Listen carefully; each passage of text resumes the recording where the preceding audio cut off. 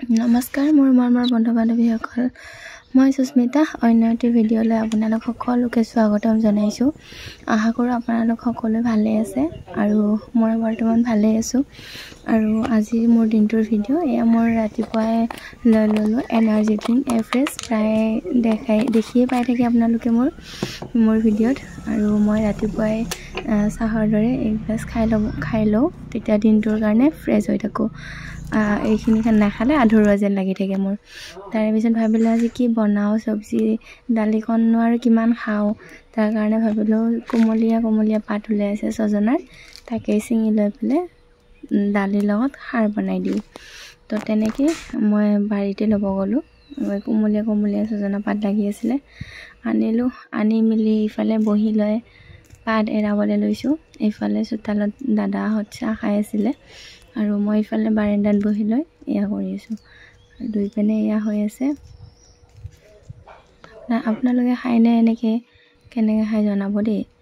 আমি কিন্তু এনেকৈ খাই ভাল পাওঁ। তাৰপিছত এয়া অকণমান ওলাইছে, বেছি ওলোৱা নাই, অকণমানেই আছিলে। তাৰে পিছত এই মাজে মাজে মই লৈ থাকোঁ এফ্ৰেছ এগিলাচ, অলপকৈ খাই থাকোঁ। আৰু এনেকৈ মই ধুনীয়াকৈ ধুই ল'লোঁ কুৱাপাৰত গৈ পেলাই। আৰু এয়া ল'লোঁ মই মচুৰ দালিখিনি মই ধুনীয়াকৈ ধুই লৈছোঁ আৰু দি মেলি কেৰাহীত উঠাই দিলোঁ মই দালি, আৰু লগতে দি দিলোঁ মই ছজনাৰ পাত, ধুই থৈ দিয়া ছজনাৰ পাতখিনি এয়া দি পেলাই অলপ লৰাই দিছোঁ। তাৰপিছত মই ইয়াতে দি ল'ম নিমখ, খাৰ বনাম যিহেতু, ইয়াততো আৰু হালধি নহয়েই, গতিকে অলপ এনেকৈ লাৰি নিমখ দি দিছোঁ। ওলোটা পোলোটা কৰি পেলাই এনেকুৱা নিমখ দি পেলাই আকৌ অলপ লৰাই দিম। ইমান ধুনীয়া দেখিছে হয়নে?